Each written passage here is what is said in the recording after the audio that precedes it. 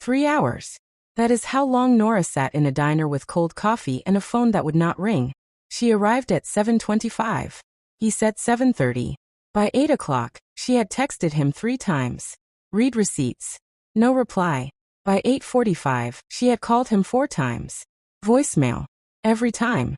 By 9:15, the waitress brought her toast she did not ask for and said, "He's late again."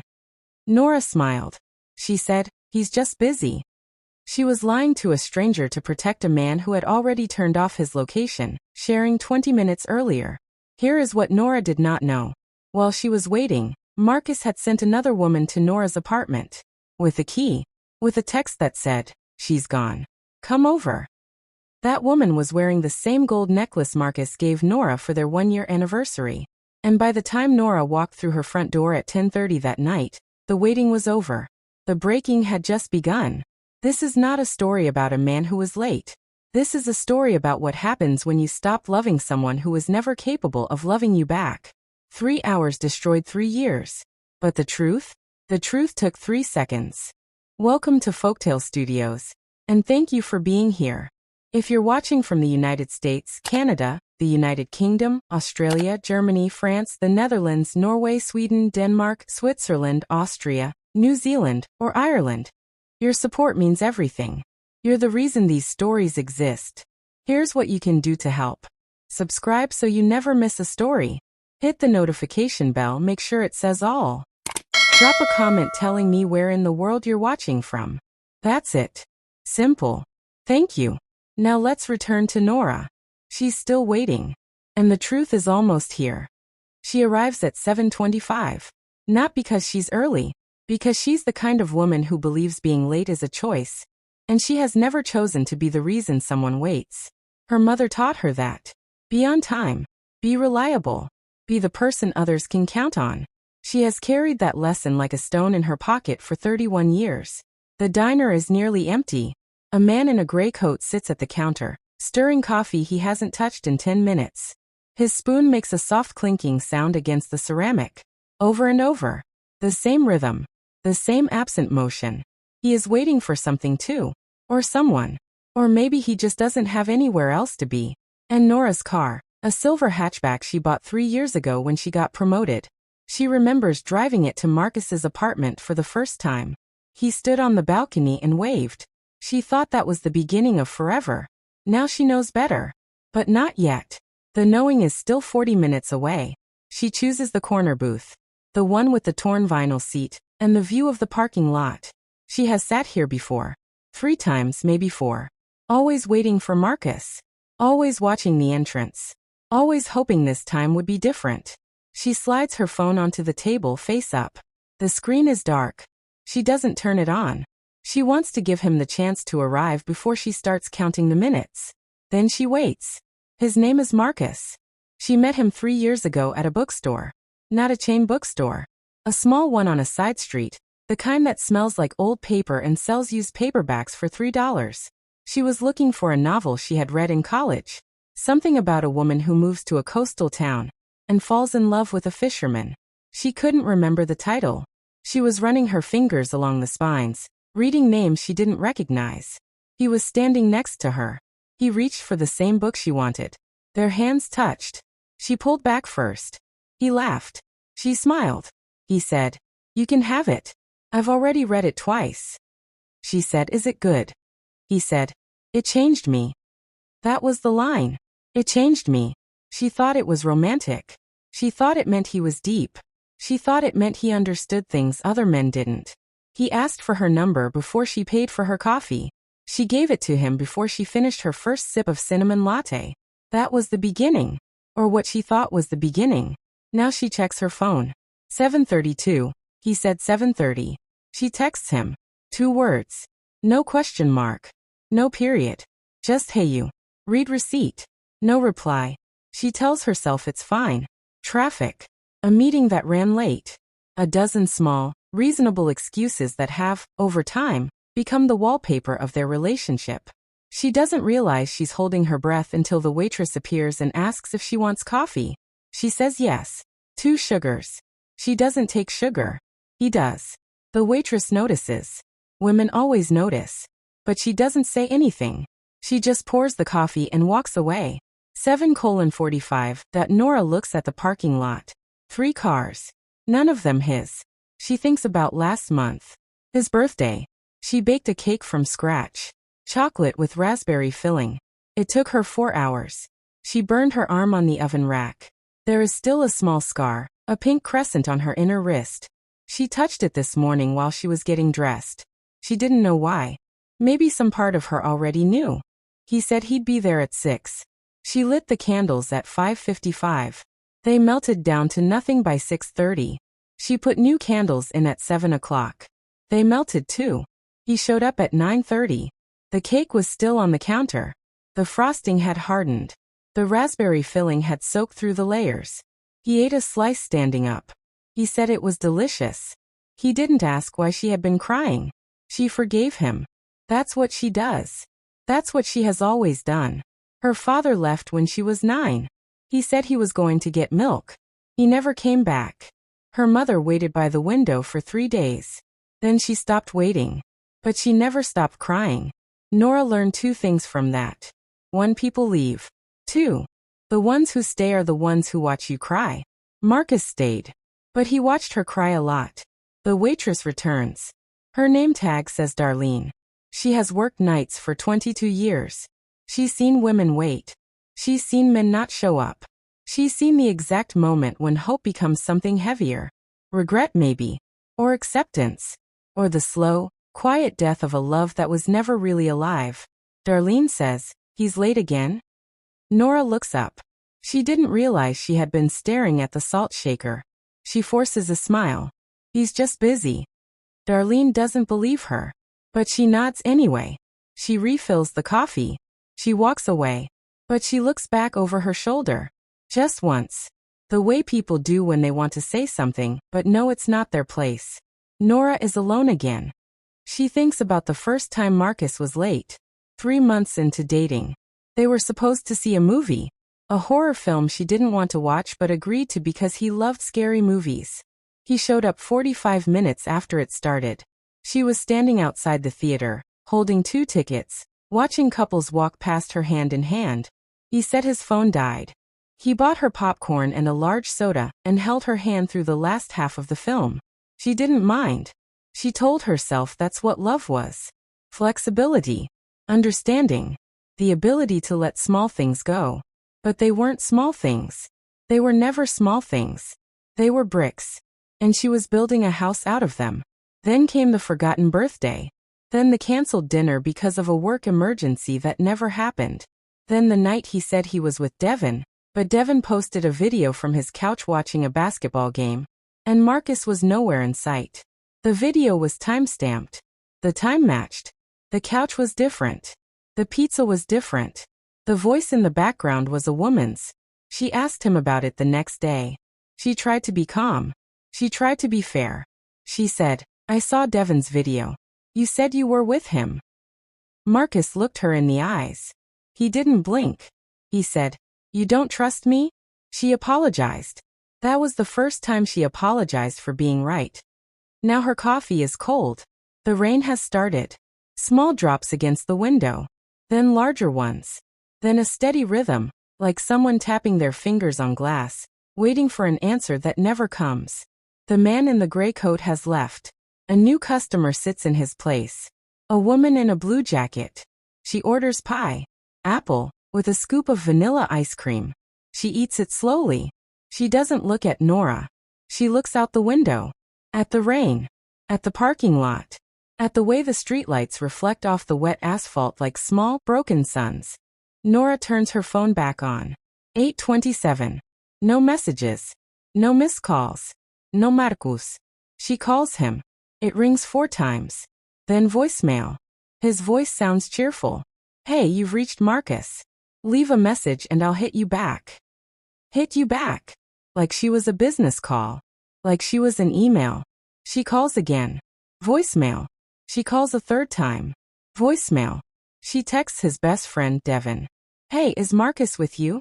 The message says read. 3 dots appear. Then they disappear. Then they appear again. Then they disappear. No reply. Something cold moves through her chest. Not fear. Not yet. Something quieter. The kind of knowing that arrives before the proof. The kind of knowing that lives in your bones, not your brain. The kind you try to ignore until you can't anymore. What Nora didn't know was that Marcus had already turned off his location sharing. 20 minutes ago. While she was staring at the salt shaker. While Darlene was wiping the counter. While the woman in the blue jacket was eating her pie. Marcus was somewhere else. And he didn't want to be found. He had turned off his location at 8:07. Exactly. She would learn that later. She would look at the timestamp and realize that at 8:07, while she was still hoping, still believing, still waiting, he had already decided she wasn't worth knowing where he was. 8:45. Nora orders another coffee. She doesn't drink it. She just watches the steam rise and disappear into the air. There is something hypnotic about it. The way something so warm can vanish so completely. The way heat leaves and leaves nothing behind. She scrolls through her text history with Marcus. She does this slowly, carefully, like someone looking for a crack in a wall she always believed was solid. She starts at the beginning. 3 years ago. Their first conversation. Hey, it was nice meeting you today. You too. We should do it again. Definitely. How's Friday? Friday's perfect. She keeps scrolling. Past the good mornings. Past the good nights. Past the inside jokes and the photos of food and the voice notes she saved because she liked the sound of his laugh. Then she starts noticing the gaps. March 14th. No texts between 6 p.m. and 11 p.m. He said he was at dinner with his boss. April 22nd. No texts between 4 p.m. and 9 p.m. He said his phone died. July 8th. A whole day. He said he was camping. No service. But she found a post from a restaurant he liked. Timestamped 7 p.m. He had service. He just didn't use it to text her. She scrolled past those moments at the time. She told herself she was being paranoid. She told herself she was looking for problems where there were none. She told herself that trust meant giving someone the benefit of the doubt. Now she looks at the pattern and wonders how she missed it. The gaps. The excuses. The way his texts became shorter, less frequent, less warm. The way he stopped using emojis. The way he stopped saying her name. 3 weeks ago he texted, "You're the best thing that ever happened to me." 2 weeks ago, "I don't deserve you." Last week, "I'll be there soon." Got held up. She always replied. Always with kindness. Always with "it's okay," and "drive safe," and "I love you too." She never said, "Where were you really?" She never said, "Why do I always feel like I'm waiting for something that never comes?" She never said those things because saying them would make them real. And she wasn't ready for real. She calls Marcus again. This time, the phone doesn't ring. It goes straight to voicemail. No ringing. No pause. Just the automated voice telling her the person she is trying to reach is unavailable. He turned his phone off. Or it died. Or he's in a place with no signal. Or he blocked her. Or he handed his phone to someone else and told them to screen her calls. She knows. Deep down she knows. But she keeps telling herself the story she has always told. The story where he's just bad at time. The story where she is not being abandoned. The story where 3 years of her life were not built on a bed of lies. Darlene comes back. She doesn't ask about Marcus this time. She just sets a small plate of toast on the table. White bread. Lightly buttered. Cut into triangles. "On the house," she says. "You haven't eaten." Nora looks at the toast. Then at Darlene. "How do you know when to stop waiting?" Darlene doesn't answer right away. She looks out the window. The rain is steady now. The parking lot is empty except for Nora's car, and the pickup truck with the dented bumper. The woman in the blue jacket is gone. Her plate is empty. Her fork is placed neatly across the plate. The way someone does when they are finished and ready to leave. Finally, Darlene says, "When the waiting changes you more than the person would if they showed up." She puts her hand on Nora's shoulder. Just for a second. Then she walks away. Nora doesn't touch the toast. 9:15. The woman in the blue jacket is gone. A teenager in a hoodie sits in her place. He orders a soda and fries. He looks at his phone. He smiles at something on the screen. He is young. He still believes in things. Nora envies him. Darlene is in the back. The man at the counter has fallen asleep. His head is tilted back. His mouth is open. He looks peaceful in a way Nora cannot remember ever feeling. She looks at her phone again. 9:18, 3 hours. She has been waiting for 3 hours. She thinks about something her grandmother once told her. Her grandmother was married for 51 years. She buried her husband and then lived another 12 years alone. She never remarried. She never dated. People asked her why. She said, "I spent 51 years being someone's someone. The rest of the time is mine." Nora didn't understand that then. She was 25. She had just started dating Marcus. She thought her grandmother was bitter. She thought her grandmother had given up. She thought love was supposed to be hard, and waiting was supposed to be romantic, and the measure of a woman's devotion was how long she would sit in a diner with cold coffee and a phone that wouldn't ring. She understands it now. Sitting in a nearly empty diner, holding cold coffee, waiting for a man who hasn't even sent a text. She scrolls back through their messages again. 2 months ago, Marcus texted, "I'd never hurt you. You know that, right?" She remembers reading that message and feeling confused. She hadn't asked if he would hurt her. She had asked what time he was coming over. The question was simple. The answer should have been simple. 6 p.m. Or 7 p.m. Or "I'll be late, don't wait up." Instead he said, "I'd never hurt you. You know that, right?" Why would he say that? Unless someone had asked him before. Unless he had hurt someone before. Unless he was telling on himself without realizing it. Unless the words were not for her but for him. A reminder. A promise he had already broken. She didn't ask then. She wonders now what would have happened if she had. 9:22. She pays for her coffee. She leaves a $20 bill on a $4 check. Darlene comes over. She looks at the money. She looks at Nora. "That's too much," Darlene says. Nora picks up her keys. She picks up her phone. She looks at the booth where she has spent the last 3 hours. The torn vinyl. The salt shaker. The cold coffee. "No," she says. "It's exactly what it's worth. For the toast I didn't eat and the truth I didn't want to hear." She walks to the door. The rain has slowed. The air is heavy and clean. The parking lot smells like wet asphalt and something green, something growing in the cracks of the pavement. She gets in her car. She sits there for a long moment. The engine is off. The windows are fogged. She can see Darlene through the glass. Darlene is wiping down the counter. The man is still asleep. The teenager is scrolling through his phone. Nora looks at the corner booth. Empty now. The plate of toast is still there. The $20 bill is still there. She starts the car. She doesn't go home. She drives to his apartment. His apartment is 10 minutes away. She drives the speed limit. She stops at every red light. She does not rush. Part of her wants to catch him. Part of her wants to give him time to leave before she arrives. She doesn't know which part is stronger yet. She has never known. That has always been the problem. She turns onto his street. The road is lined with old oak trees. Their branches hang low over the asphalt. In the summer, they provide shade. In the fall, they drop leaves that turn brown and curl at the edges. Now, in the rain, they look like skeletons. Bare and black, and reaching for something they cannot touch. She parks across the street. His car is in the lot. A black sedan. For doors. A small dent on the passenger side from the time he backed into a pole. He told her about it. He laughed. He said he was looking at her and not at the road. She believed him. She believed everything. The lights in his apartment are off. Second floor. Window facing the street. She knows which one is his because she has stood outside it before. At midnight. At 2 a.m. At dawn. She used to bring him coffee on Sunday mornings. She would text him from the parking lot. Look down.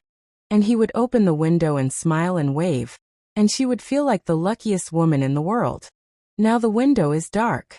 It's 9:40. He's usually awake until midnight. The lights being off doesn't mean anything. He could be watching TV in the dark. He could be asleep. He could be sitting in a chair, looking at his phone, reading her messages, and choosing not to reply. That last one is the one that hurts. So she tells herself it's not true. She calls him one more time. The phone rings. Once, twice, 3 times. Then someone answers. But it's not Marcus. It's a woman's voice. Soft. A little out of breath. Like she just ran up the stairs. Like she just finished laughing. Like she has been having a good night while Nora has been sitting in a diner, watching coffee steam rise and disappear. Hello. Nora doesn't speak. She can't. Her throat is closed. Her chest is tight. Her hand is shaking so hard she almost drops the phone. Hello, the woman says again. Who is this? Nora finds her voice. It sounds like someone else's. Someone older. Someone who has already cried all the tears they had. Who is this? Nora says. The woman pauses. There is a muffled sound. Like she is covering the phone with her hand. Like she is asking someone a question. Then she comes back. He's in the shower. Who's calling? The world does not spin. The world does not stop. The world simply becomes smaller. Narrower. The way a hallway becomes a tunnel when you're running toward a door you're afraid to open. Nora thinks about the shower in Marcus's apartment. She has been in it. She knows the tile is blue. She knows the water pressure is bad. She knows he keeps his shampoo on the left and his body wash on the right. She knows because she used to stand in that shower with him. They would take turns under the water. He would wash her hair. She would wash his back. They would laugh about nothing and everything. Now some other woman is in that shower. Or waiting for him to get out. Or holding his phone while he dries off. Nora says, tell him Nora said thank you. She hangs up. She does not cry. She does not scream. She sits in her car, in the dark, across from his apartment, and she feels something break. Not her heart. Something deeper. Something that had been holding her ribs together. Something that had been keeping her upright for 3 years. It breaks quietly, like a branch under snow. No sound. No warning. Just the sudden knowledge that she cannot carry this weight anymore. She starts the car. She drives away. She doesn't look in the rearview mirror. She doesn't want to see his window. She doesn't want to imagine him getting out of the shower, toweling his hair, asking the woman who called. She doesn't want to imagine the woman shrugging and saying, wrong number, and him believing her because that is the kind of man he is. She just wants to go home. But home is an apartment he never moved into. Home is a bed he slept in but never committed to. Home is a place she built for 2 people, and now she walks through the door alone.